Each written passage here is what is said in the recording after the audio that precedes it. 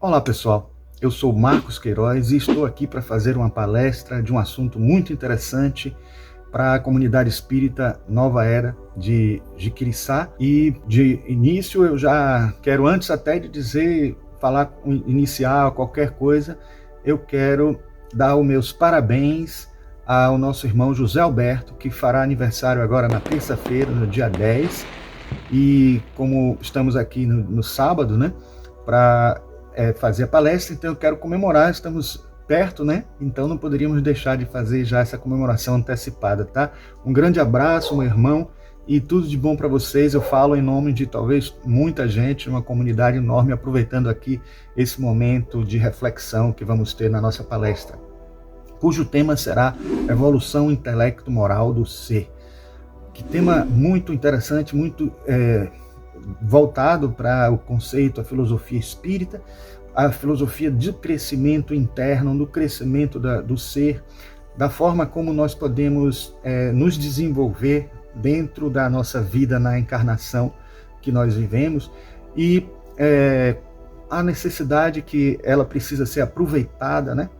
Já que é necessário reencarnar para poder passar por um estágio evolutivo como esse que nós estamos agora, tá certo? Então vamos aqui começar com alguns conceitos, algumas ideias que eu trago sempre aqui, né, com slides para ilustrar e tal.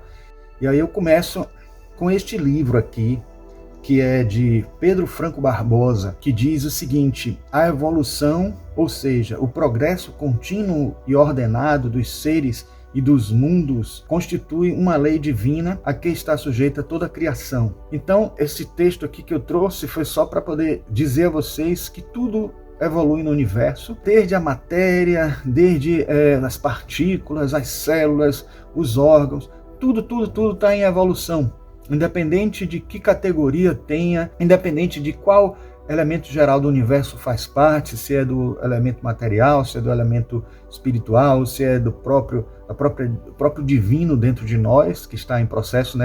A centelha divina está aí, né? Aparecendo mais, aparecendo menos, sendo mais bloqueada ou menos bloqueada no nosso processo evolutivo, tá?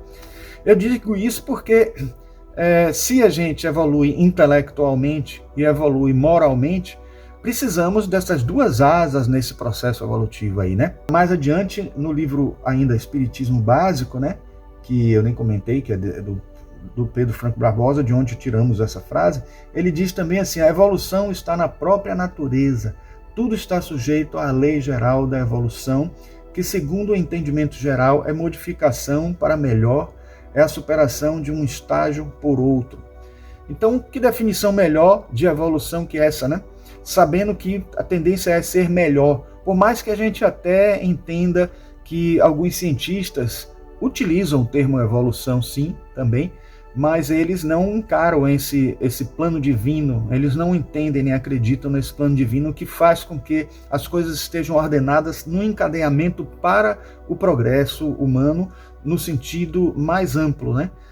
No crescimento espiritual, no crescimento biológico, em todos os níveis. E, claro, a gente precisa participar desse processo também, por mais que a gente saiba, através do Livro dos Espíritos, que não existe assim, existe uma estagnação, mas ninguém retrograda, ninguém vai para trás no processo evolutivo, mas a gente precisa fazer a nossa parte, porque senão a nossa caminhada fica lenta, nossa caminhada paralisa, estagna, né? E fica num nível em que nós não poderíamos estar aproveitando muito essa encarnação, então não queremos deixar a encarnação passar em branco, né?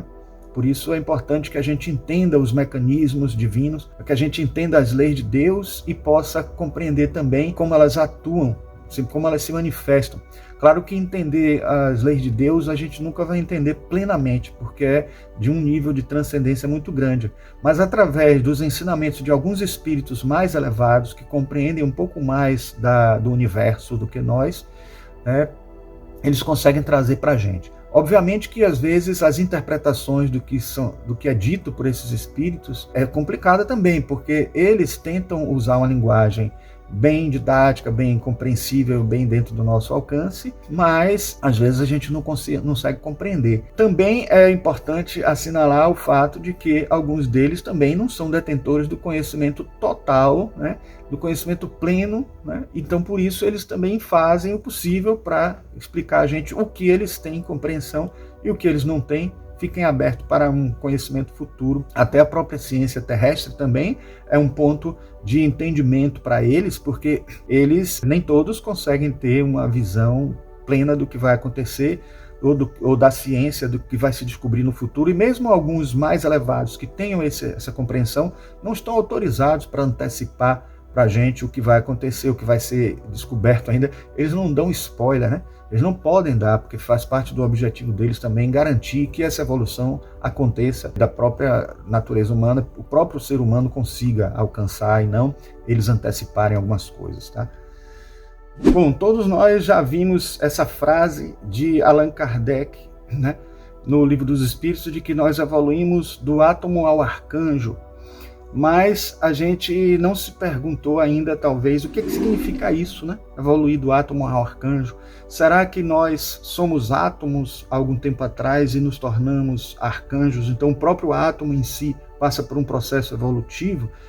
Isso é uma coisa meio duvidosa e até existem espíritas que pensam de modo diferente, por conta da ideia dos elementos gerais do universo, quando o Allan Kardec separa o elemento material, o elemento espiritual e ainda coloca um terceiro elemento que é Deus, transcendendo a esses dois, e depois ainda acrescenta o fluido universal, o fluido cósmico universal, ligando o espírito à matéria. Então, isso aí faz com que as pessoas acreditem que são evoluções paralelas, são evoluções que acontecem em paralelo e que, né, não se encontram em nenhum momento.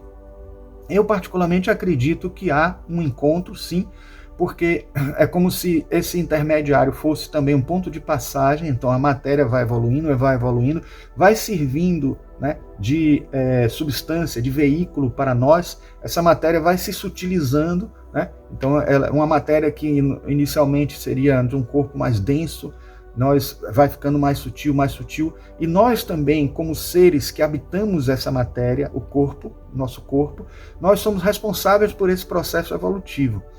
Claro que isso é um papo de evolução mais amplo, né? E nós vamos nos concentrar aqui mais na evolução intelecto-moral, mas é bom que fique essa questão, porque já que a gente está dizendo que existe a evolução em tudo, né? O intelecto evolui, a moralidade na nossa condição espiritual, no nosso princípio espiritual, no nosso princípio inteligente evolui também.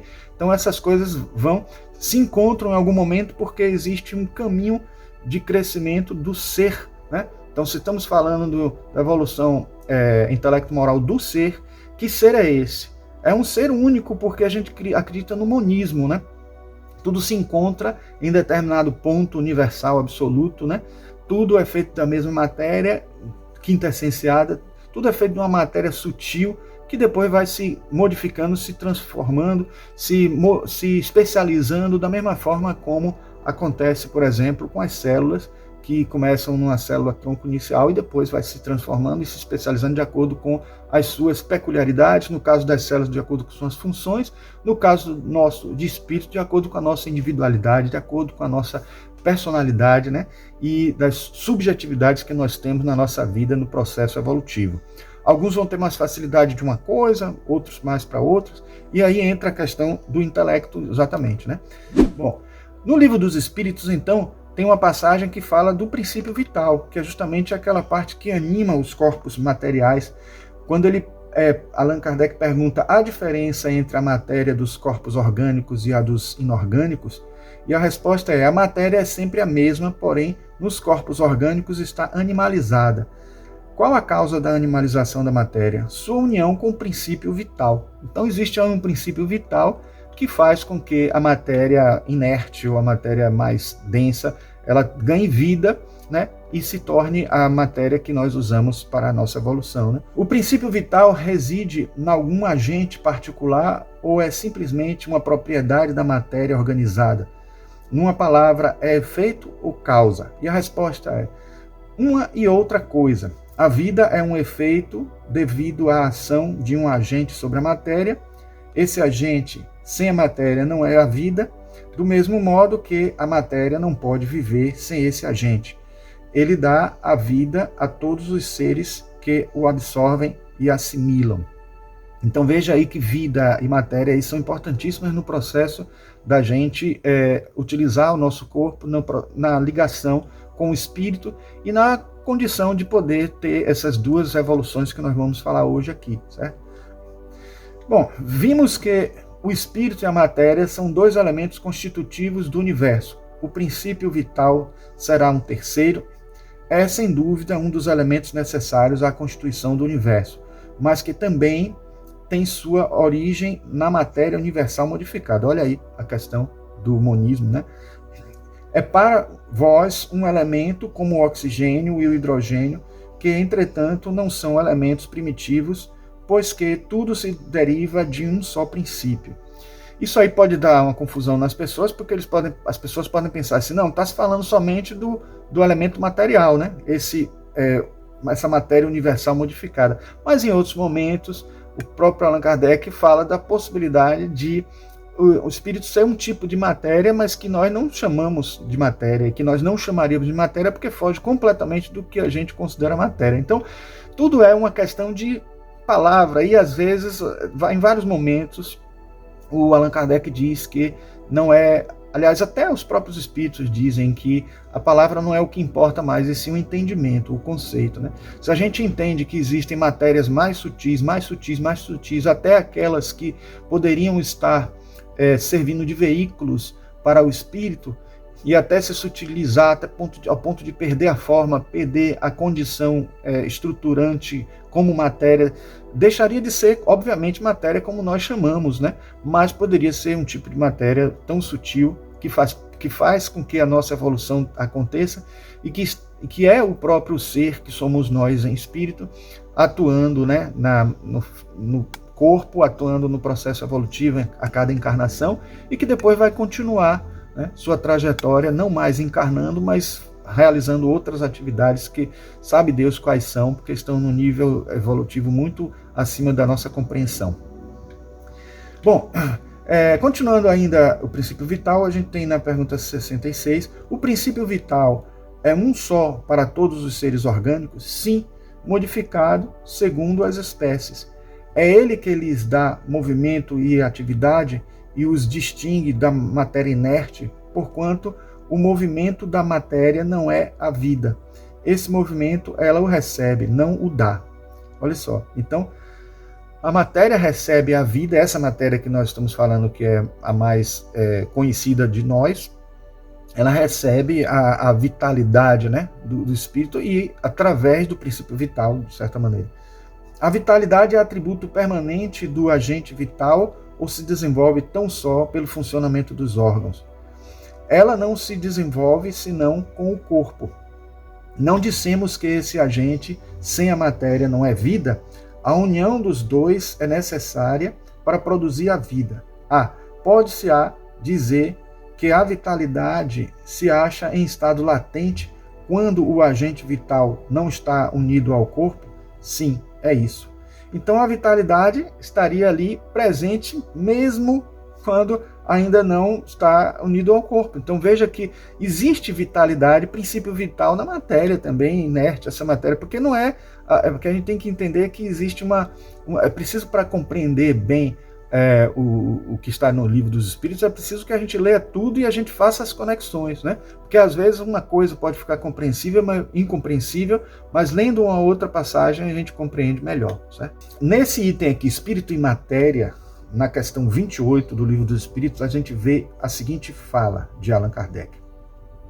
Um fato patente domina todas as hipóteses. Vemos matéria destituída de inteligência e vemos um princípio inteligente que independe da matéria. A origem e a conexão destas duas coisas nos são desconhecidas. Se promanam ou não de uma só fonte, se há pontos de contato entre ambas, se a inteligência tem existência própria, ou se é uma propriedade, um efeito, se é mesmo conforme a opinião de alguns, uma emanação da divindade, ignoramos. Elas se nos mostram como sendo distintas, daí o considerarmos-las formando os dois princípios constitutivos do universo. Vemos acima de tudo isso uma inteligência que domina todas as outras, que as governa, que se distingue delas por atributos essenciais. A essa inteligência suprema é que chamamos Deus. Veja que honestidade de Allan Kardec, né? Dizer tudo isso que ele desconhece, tudo isso que ainda é assim, algo para se explorar, mesmo tendo respostas de espíritos para muitas questões que ele fez. Até os próprios espíritos, muitos não sabem algumas coisas, porque fica fora do alcance, eles não são Deus, vamos dizer assim, pelo menos no sentido pleno da palavra, no sentido mais amplo da palavra. Eles têm um contato maior com essas situações fora do corpo, fora da matéria, e por isso nos servem de emissários para nos falar um pouco desse outro lado e falar também um pouco da vida no universo, dos mecanismos no universo. E essa honestidade dele é muito boa, porque ajuda a gente a não ficar naquele fundamentalismo de achar que tudo que está dito aí é uma verdade absoluta, já alcançada por ele, sem ter qualquer possibilidade de depois alterar. O próprio Allan Kardec disse inúmeras vezes, a gente vai ver daqui a pouco no slide, que a gente precisa acompanhar também as transformações que a ciência vai tendo para a gente. O princípio inteligente entra como aí nessa história? Aí a gente recorre a Leon Denis, no livro Problema do Ser, do Destino e da Dor. Na verdade, eu estou até com ele aqui. É um livro muito interessante, eu acho que vale a pena vocês lerem. Fala muito da questão evolutiva, né, no ponto de vista da evolução moral, da evolução espiritual, etc. Bom, ele diz, na planta a inteligência dormita, no animal sonha, só no homem acorda, conhece-se, possui-se e torna-se consciente. A partir daí, o progresso, de alguma sorte fatal, nas formas inferiores da natureza, só se pode realizar pelo acordo da vontade humana com as leis eternas. Mas essa frase não foi dita somente por Leon Denis também. De outra maneira, isso também está escrito num poema indiano. Deus dorme na pedra, respira na planta, sonha no animal e desperta no homem. Repare que aí no poema você vê que ele foi mais ousado ainda, ou pelo menos mais completo na afirmação, porque fala que dorme na pedra, enquanto que o Leon Denis fala que dorme na planta, né? Mas é só uma questão, né, de metáfora utilizada, né? Mas mesmo Hermes Trismegisto já falava isso. Olha que lá no Egito Antigo, né, era considerado Deus Tote, né? Na época em que deuses e pessoas eram confundidos, né? De certa maneira, porque haviam habilidades paranormais muito fortes entre as pessoas dessa época, principalmente nos mestres, as pessoas que estavam com um avanço evolutivo muito grande, e Hermes Trismegisto era um exemplo desse. Então, ele fala, a pedra se converte em planta, a planta em animal, o animal em homem, em espírito, em Deus. Então veja que esse conceito já existe de maneira esotérica já desde essa época lá atrás, né, nos ensinamentos antigos, tradicionais, né, e que mostra para a gente, de certa forma, que nós estamos habitando seres cada vez mais evoluídos, materialmente falando, intelectualmente falando, e com certeza, quando chegamos na fase hominal, vamos desenvolvendo também a parte moral, a parte espiritual, que talvez fosse nos dias de hoje, Allan Kardec teria usado a parte espiritual da evolução, né? Porque a palavra moral ganhou uma conotação muito ligada à conduta religiosa e caminhos muito rígidos, muito assim, específicos de religiões, né, de rituais religiosos e tal. Bom, moral e a inteligência. E aí é o momento que a gente começa a ver como é que essas coisas vão acontecendo, né? O que é a inteligência, o que é a evolução intelectual, o que é a evolução intelectual e o que é a evolução moral, né? Bom, que definição se pode dar da moral? Moral é a regra de bem proceder, isto é, de distinguir o bem do mal. Funda-se na observância da lei de Deus. O homem procede bem quando tudo faz pelo bem de todos, porque então cumpre a lei de Deus. É, na verdade, o discernimento, né? É a capacidade de interpretar o que é o bem e o mal, por mais que esse bem e o mal pareça subjetivo, a gente tem vários mecanismos, não são um só, internos e externos, para perceber o bem e o mal, e perceber e até aprender com o passar do tempo o que é que a gente entendia por bem e na verdade era mal, e o que a gente entendia como mal e que na verdade é bem, e até o entendimento que essas coisas mudam também de cultura para cultura, de pessoa para pessoa e de época para época. Como se pode distinguir o bem do mal? O bem é tudo o que é conforme a lei de Deus, o mal tudo o que lhe é contrário. Assim, fazer o bem é proceder de acordo com a lei de Deus, fazer o mal é infringi-la. Poderia parecer isso muito vago, né? Se não tivesse essa outra pergunta que inteligentemente Allan Kardec fez depois, para ir cobrindo o entendimento humano dessa compreensão. A 631 ele pergunta: tem meios do homem distinguir por si mesmo o que é o bem do que é o mal? Sim, quando crê em Deus e o quer saber. Deus lhe deu a inteligência para distinguir um do outro. Então veja como a evolução intelectual já vai ser importante aí, no sentido de a gente ter uma compreensão, uma leitura melhor, até ter uma capacidade de fazer leituras sobre esse bem e mal em relação ao outro, porque o que pode ser bem para um pode não ser bem para o outro. Então, a inteligência e o intelecto são importantíssimas aí, e a gente precisa saber a diferença entre esses dois, né? É sutil, mas é importante que a gente tenha, né, essa compreensão. A inteligência é uma capacidade mental geral que se relaciona com a capacidade de aprender e resolver problemas, enquanto o intelecto se refere mais diretamente à aplicação deste conhecimento adquirido e à capacidade de compreender e julgar informações de maneira crítica e informada. Ambos desempenham papéis importantes na cognição e no funcionamento mental das pessoas, complementando-se em nossa busca por compreender o mundo e tomar decisões conscientes. Existe uma coisa, quando a gente estuda inteligência, que é um conceito que se chama covariância. Quando a gente exercita algumas habilidades, né, a gente acaba tendo um exercício em paralelo de outra. Ou assim, não é nem em paralelo, assim, um ajuda o outro, um desenvolvimento de uma coisa ajuda o desenvolvimento de outra. Então, por exemplo, estudar, ler bastante ajuda a depois compreensão de texto, ajuda depois também a pessoa a escrever, ajuda as pessoas a ter uma inteligência linguística, né, verbal melhor. Então, são covariâncias que acontecem, né? E já que existem também covariâncias, existem coisas também que precisam ser exercitadas em separado para que a gente, por exemplo, a inteligência espacial não se desenvolve com a inteligência linguística. Então, por isso que começaram a perceber que existem inteligências múltiplas, né? Não existe uma só forma de inteligência. Eu estou aqui fazendo um resumo enorme, né? Mas só para a gente poder não deixar de falar um pouco do conceito de inteligência dentro da visão da psicologia cognitiva. Mas exercitar várias modalidades de aplicação de inteligência ajuda também a gente a desenvolver várias habilidades simultaneamente. Então, aqueles exercícios, exercícios de inteligência que as pessoas até dizem assim, mas não testa a inteligência, porque um dia você pode estar bem, outro dia você pode não estar tão bem, e aí não vai testar QI, não vai testar habilidade de inteligência. Eu concordo, e até na minha tese de doutorado, que foi sobre inteligência arquitetônica, eu defendo isso, e uma psicóloga que fez parte também, ela disse que estava correto.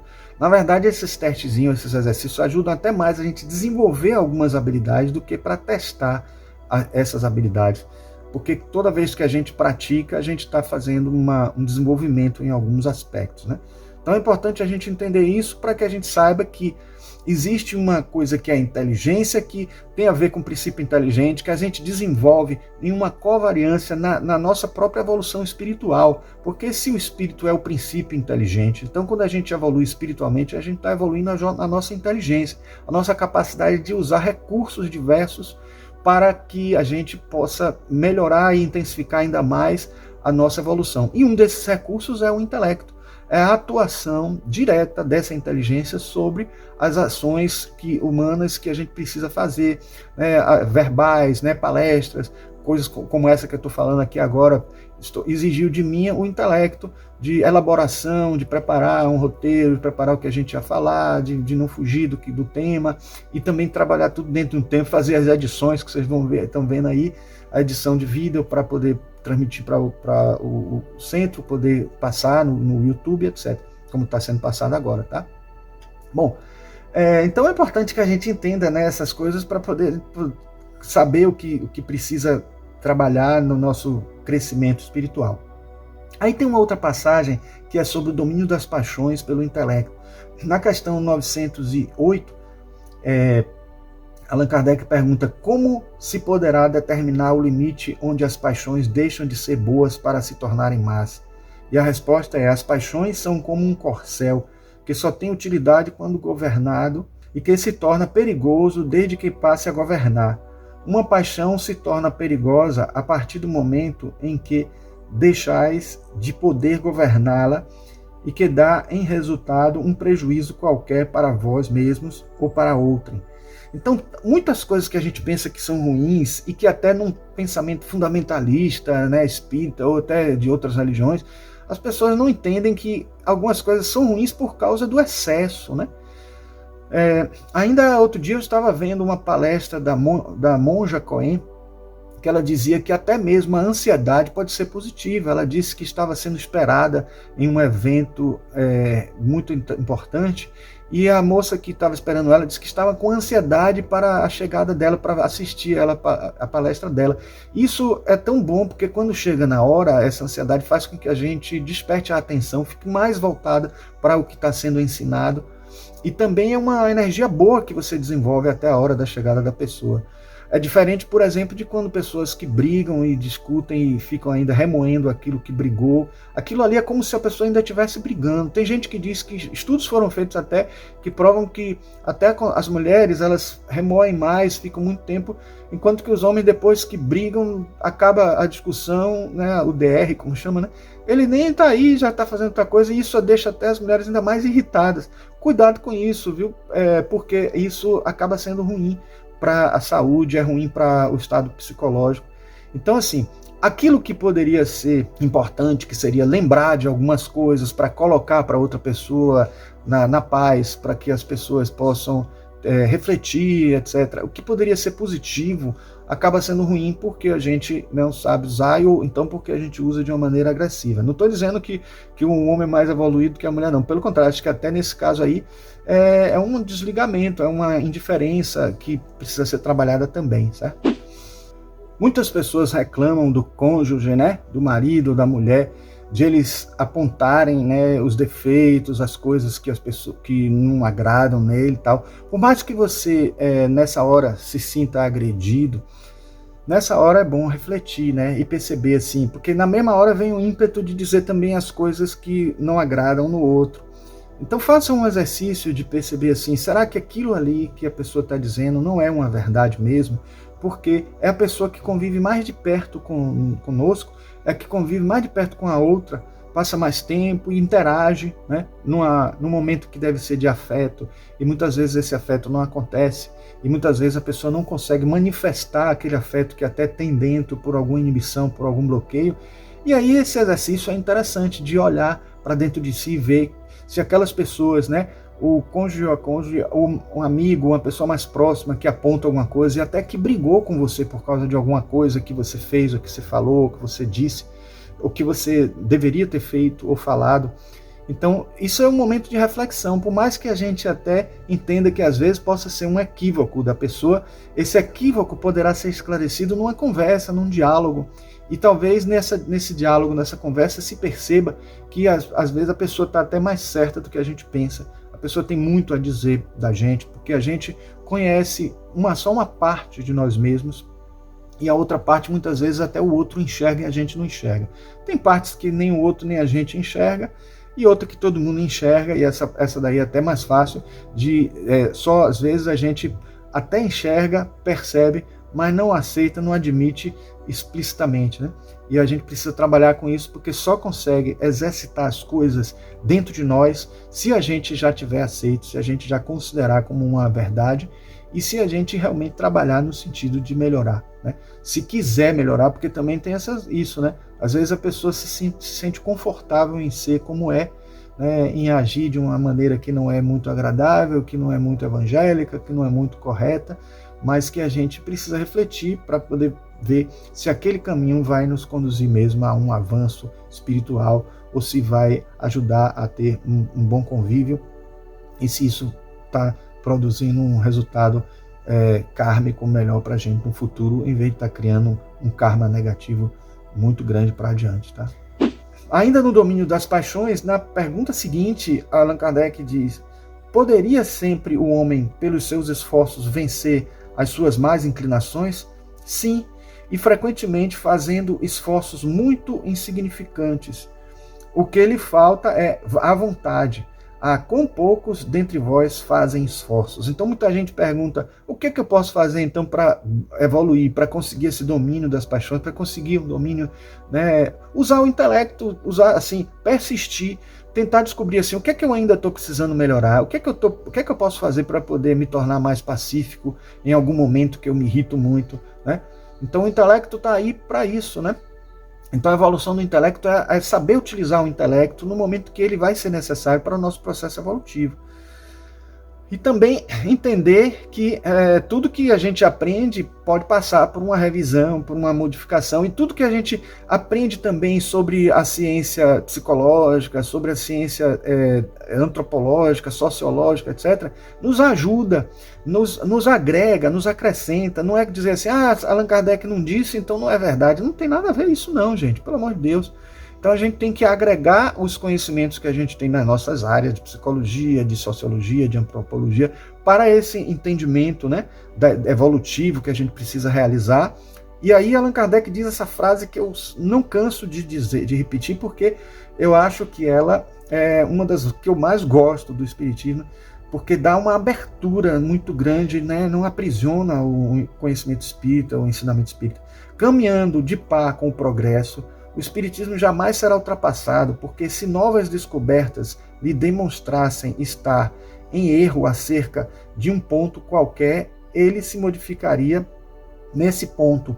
Se uma verdade nova se revelar, ela a aceitará. É importante que a gente entenda nessa frase aí que existe uma coisa que é o que é possível se provar mesmo, entendendo que Allan Kardec, quando escreveu isso, ele estava numa época em que o positivismo imperava, então tem coisas que a gente prova e coisas que a gente não tem como provar.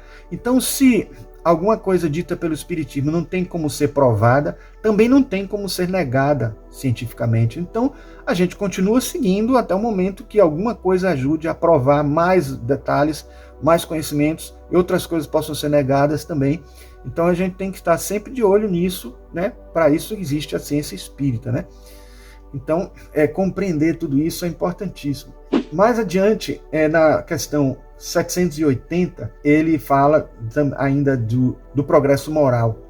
E ele diz o seguinte, ele pergunta, o progresso moral acompanha sempre o progresso intelectual? Aí a resposta é, decorre deste, mas nem sempre o segue imediatamente.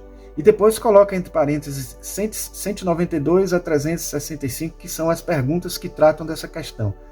Olha só que interessante. O progresso moral acompanha o progresso intelectual, mas nem sempre segue diretamente, o que significa que a gente pode progredir intelectualmente e não moralmente, né? Então é interessante como pode, e é mais comum até, progredir moralmente e não progredir intelectualmente. Aí a gente acaba não tendo recursos, né? É como se... eu compararia, assim, apesar de não ser muito fã de futebol, mas eu compararia um futebol com um técnico bom, um técnico não muito bom. Pode ter talentos fantásticos, que seria comparável ao progresso moral, talentos fantásticos dentro do jogo, que vai conseguir fazer com que a evolução ocorra, mas se tiver um técnico, que seria o correspondente ao progresso intelectual, você vai conseguir tudo que é de bom, né, aí, que seria a técnica e a habilidade. Então, essas duas coisas são duas asas que precisam ser utilizadas para o nosso processo de evolução. Aí tem uma pergunta dentro dessa 780, que é: como pode o progresso intelectual engendrar o progresso moral? Fazendo compreensíveis o bem e o mal. aquilo que eu disse nesse instante, o discernimento, né? O homem, desde então, pode escolher. O desenvolvimento do livre-arbítrio acompanha o da inteligência e aumenta a responsabilidade dos atos. Ou seja, à medida que nós temos condições de perceber o que é certo e o que é errado, o que é bem e o que é mal, a gente vai sendo cobrado mais ainda sobre isso, porque a gente sabe a lição, pode até não ter aprendido plenamente, mas sabe a lição, e aí pode ser cobrado. É igual um professor que cobra na prova uma questão que ele deu na sala de aula, por mais que a pessoa às vezes possa estar distraída e não tenha aprendido. Então isso é o compromisso, né, que ele tem, porque ele tem intelecto, ele tem habilidade, capacidade para poder compreender, mas essa compreensão muitas vezes não é utilizada, aplicada dentro da atitude, que é onde a gente percebe exatamente o progresso moral, através das atitudes, né? E na pergunta B, na subpergunta, né, vamos dizer assim, como nesse caso, que muitas vezes sucede serem os povos mais instruídos, os mais pervertidos também. O progresso completo constitui o objetivo. Os povos, porém, como os indivíduos, só passo a passo o atingem. Enquanto não se lhes haja desenvolvido o senso moral, pode mesmo acontecer que se sirvam da inteligência para a prática do mal. O moral e a inteligência são duas forças que só com o tempo chegam a equilibrar-se.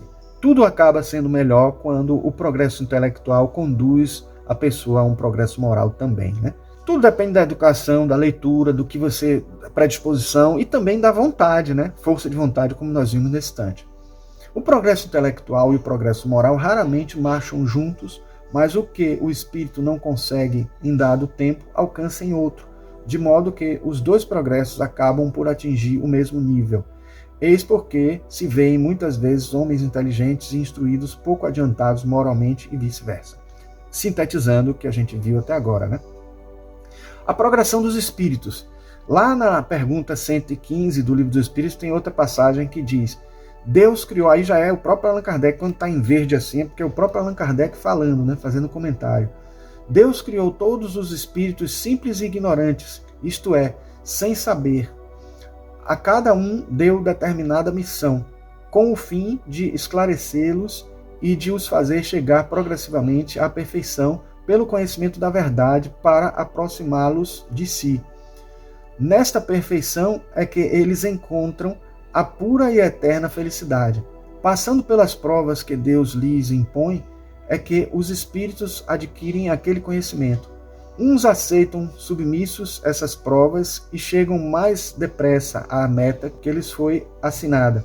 Outros só suportam murmurando e, pela falta em que nesses modos incorrem, permanecem afastados da perfeição e da prometida felicidade.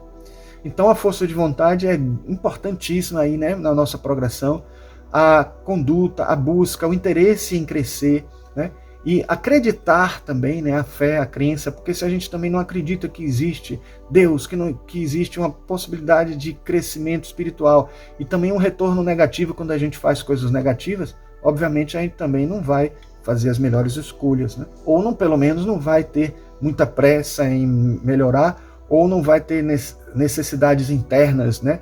Vontade interna para poder melhorar, porque não acredita que isso vai fazer diferença nenhuma para o futuro, né?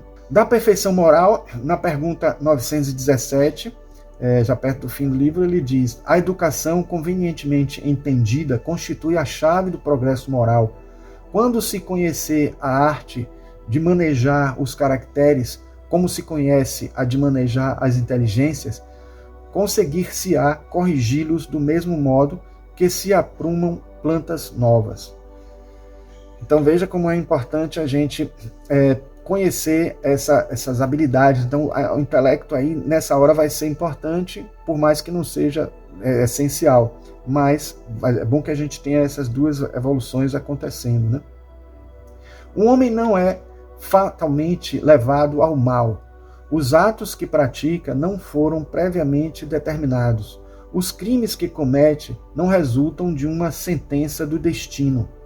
Ele pode, por prova e por expiação, escolher uma existência em que seja arrastado ao crime, quer pelo meio onde se ache colocado, quer pelas circunstâncias que sobrevenham, mas será sempre livre de agir ou não agir. Assim, o livre-arbítrio existe para ele, quando no estado de espírito, ao fazer a escolha da existência e das provas, e como encarnado na faculdade de ceder ou de resistir aos arrastamentos a que todos nos temos voluntariamente submetido.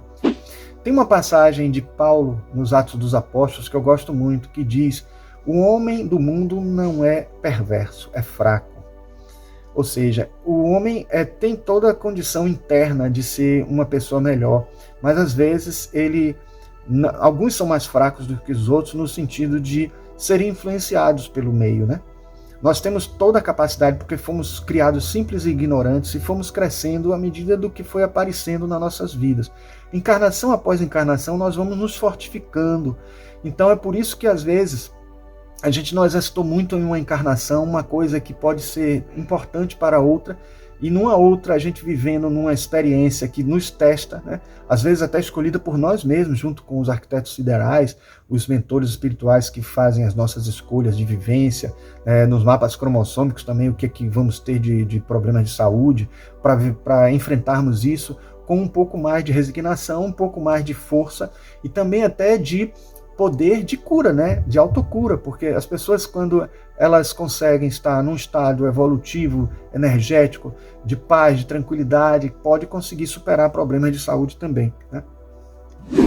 Tem uma passagem no livro dos Espíritos, que é do Espírito São Vicente de Paulo, que ele diz uma coisa que eu acho fantástico, que eu acho interessante colocar aqui para vocês, não pode faltar nesse conteúdo, que é: amai-vos uns aos outros, eis toda a lei divina, mediante a qual governa Deus os mundos.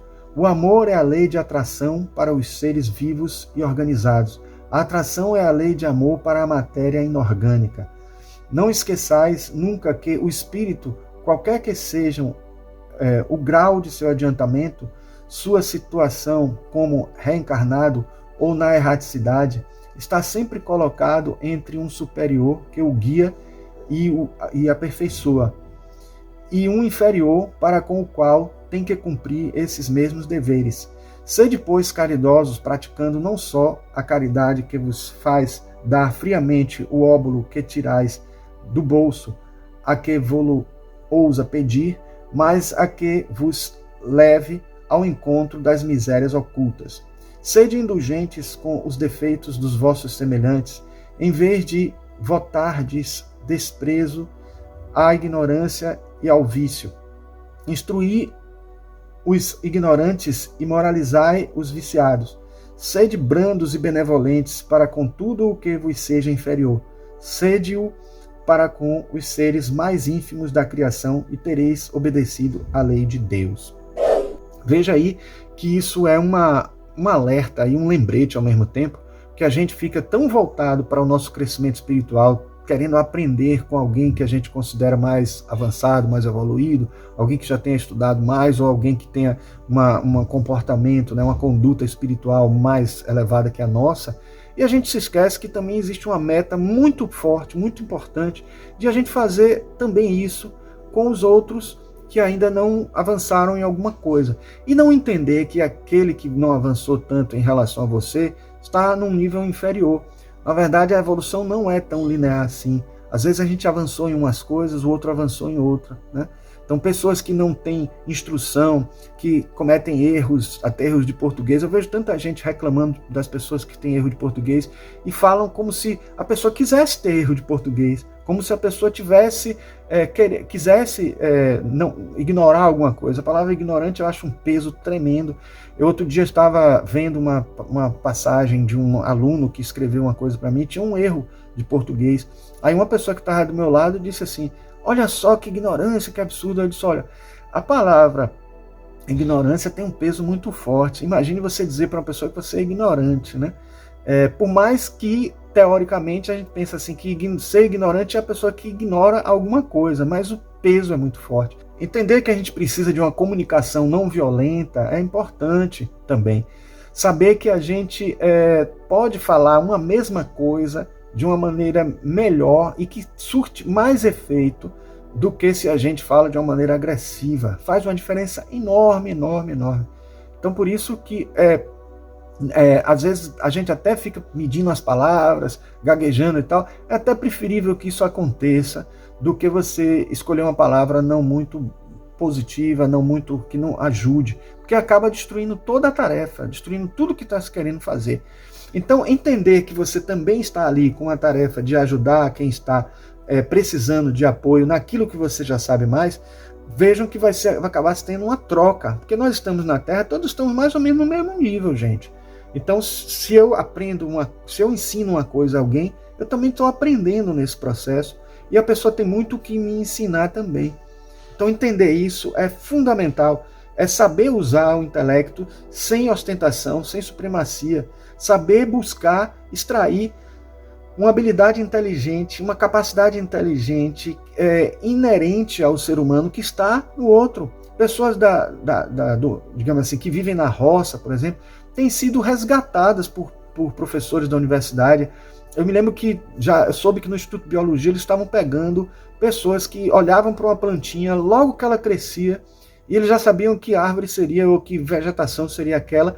E eles começaram a estudar essas pessoas porque os biólogos precisavam de microscópio, gente. Às vezes microscópio até eletrônico, olhar na flor depois que nascia para poder saber que espécie é. E muitas vezes o matuto, como a gente diz, entre aspas, da roça lá, sabe dizer só com o olhar.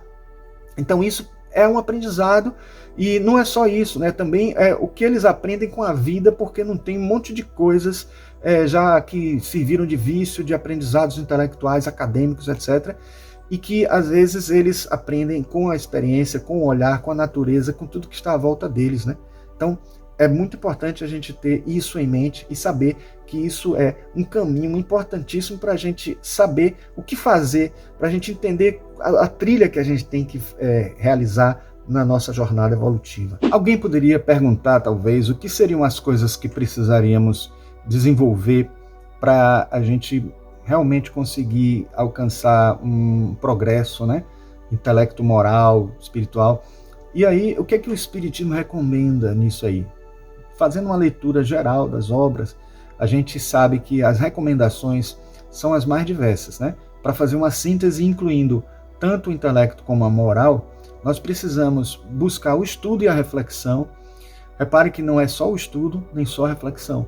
Se a gente não estuda, a gente não adquire conteúdos, principalmente dessa natureza, né? Porque também se a gente for estudar coisas que não nos impulsionam ao crescimento espiritual, não adianta nada. Estudar os livros espíritas que tem um conteúdo de elevação, as leituras, né, do Evangelho no lar, os livros que a gente lê na hora que a gente faz a oração de manhã e quando vai dormir, eles ajudam também. E a cada ponto lido é importante também fazer uma reflexão, parar um instante, refletir sobre o que foi falado, tentar ver se aquilo tem uma repercussão na nossa vida, se aquilo pode nos ajudar a gente melhorar alguma coisa, se aquilo está nos apontando alguma coisa sobre o que precisamos melhorar. Quando a gente abre um livro ao acaso, também está sujeito a ter ali uma mensagem importantíssima para o nosso crescimento espiritual, né? A prática da caridade e da solidariedade, muita gente usa justificativas, não vou dar não, porque aquela pessoa pode ser que use aquilo para drogas ou alguma coisa, mas sempre é bom a gente perceber assim, que a gente pode não ajudar com dinheiro, mas a gente pode ajudar com alimento, pode ajudar com alguma coisa que possa ser útil imediatamente, com roupa, ou com algum benefício, alguma coisa que não nos sirva mais, que possa ser doada. Aí a gente pode até perceber melhor se a pessoa tinha a necessidade mesmo, ou se estava ali só dentro de um costume já de pedir e tal, porque as pessoas também se acomodam, né, pedindo, podendo trabalhar também, aparece até oportunidade de trabalho, algumas vezes não, algumas vezes sim, e as pessoas também têm poder de escolha, né, e a gente tem que entender que nossa função ali é olhar com um olhar terno e de caridade, no sentido de ajudar mesmo, né, de saber utilizar essa função importante que o Espiritismo pede que a gente tente exercitar, né? Tanto, aliás, até a frase fora da caridade não há salvação é uma máxima importantíssima do Espiritismo, e a gente tem que lembrar que isso aí é um caminho importantíssimo para o processo de evolução moral e que passa também pelo moral, pelo intelectual. Bom, o autoconhecimento, né? A reforma íntima, né? o exercício da moralidade, da ética, o respeito à vida, são coisas que a gente precisa estar exercitando o tempo inteiro. A gente não consegue de uma vez praticar o bem ou fazer com que as coisas aconteçam da melhor forma possível num primeiro ato, mas ter a vontade de acertar, ter sempre o interesse de ser melhor nesses aspectos morais, de interação com as outras pessoas, é o que faz a gente ser cada dia melhor nesse caminho, nessa trajetória. Ser sempre um pouquinho melhor, mesmo que seja uma pequena parcela de melhora, já ajuda bastante no nosso avanço evolutivo. E aí eu gostaria de encerrar com essa frase do livro Parnaso de Além Túmulo, que é o primeiro livro psicografado por Chico Xavier em 1932, veja que coisa, hein? Que ele diz assim, sintetiza tudo isso, né? Sintetiza a evolução. Há mistérios peregrinos no mistério dos destinos, que nos mandam renascer, da luz do Criador nascemos, múltiplas vidas vivemos, para a mesma luz volver. Isso aí é uma essência do ensinamento de que Deus está dentro de nós, é a centelha divina, e se em algum lugar podemos buscar alguma compreensão entre o bem e o mal, é na consciência. E onde está a nossa consciência? Allan Kardec diz também, está dentro de nós. Está dentro de nós. Tá a capacidade de perceber o que é bem, o que é mal, o que pode ser positivo para a nossa evolução, está ali dentro, né? Para a gente saber o que fazer na hora certa e saber também ajudar o outro quando ele precisa, saber ajudar a gente mesmo na hora de realizar o que deve ser realizado, com firmeza, com determinação e com o evangelho debaixo do braço, vamos dizer assim. Em nossa jornada junto à evolução intelecto-moral, encontramos a luz do conhecimento e a força da ética. A cada passo devemos buscar com todas as nossas forças compreender mais e melhor as verdades espirituais e agir com maior nobreza diante de nossos irmãos na Terra. Lembremos-nos de que a evolução é um processo contínuo e a nossa capacidade de crescer intelectual e moralmente ao mesmo tempo ou em ritmos diferentes, estes dois aspectos do ser é uma dádiva que devemos honrar e agregar valores para o mundo, sendo educadores através de nossa inteligência e exemplos através de nossas ações. E isso é também parte de nossa missão de multiplicadores dos ensinamentos de Jesus, em uma coevolução ou uma evolução coletiva, em que cada dia estejamos mais próximos da sabedoria e da bondade deste nosso mestre e de outros que também consideremos como impulsores de um progresso espiritual, pois é através dessa evolução que construímos um mundo melhor para nós e para todos que nos rodeiam. Era essa mensagem que queríamos dar hoje para vocês e espero que tenha sido útil para todos e que todos nós possamos aprender, porque são lições que servem para mim também no meu processo de evolução. Sempre é, né? Nós não estamos à frente de ninguém, estamos aqui somente para estudarmos juntos os caminhos melhores para o nosso crescimento, tá? Então, um grande abraço para todos, muita paz e até o nosso próximo encontro, né, aqui no centro, né? Um abraço a todos. Bom, pessoal, vocês viram aí a palestra que gravamos para o Centro Espírita, né? A Comunidade Espírita Nova Era. Se gostaram desse conteúdo, vamos trazer sempre que fizermos palestra para lá e outras também que fizermos para alguma atividade remota. Então, se gostaram, por favor, deixem um like aí, se inscrevam no canal, apertem o sininho na parte todas para vocês receberem todas as notificações de vídeos que a gente colocar aqui no canal, que são sempre com esses temas assim do crescimento espiritual da gente, né? E comentem alguma coisa, falem para outras pessoas desse canal, né? Divulguem para que a gente aumente também a família aqui, que a gente possa trocar conhecimentos nessa área aí, tá certo? Então, um grande abraço a todos e até o próximo vídeo.